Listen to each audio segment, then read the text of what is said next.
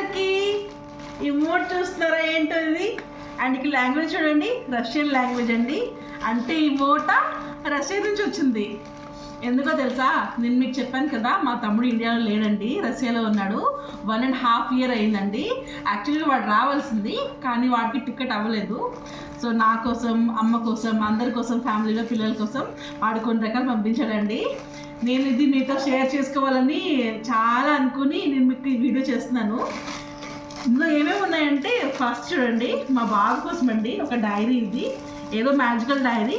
ఇక్కడ ఏం రాస్తుందో చూడండి రష్యన్ లాంగ్వేజ్లో, నాకైతే ఒక్కటి కూడా అర్థం కావట్లేదు. సో నేను మొత్తం లాంగ్ వీడియో షూట్ చేస్తానండి. దీంట్లో ఏమేమి ఉన్నాయో కింద లింక్ పెడతాను, ప్లీజ్ చూడండి. నా హ్యాపీనెస్ని మీరు కూడా చూసేయండి.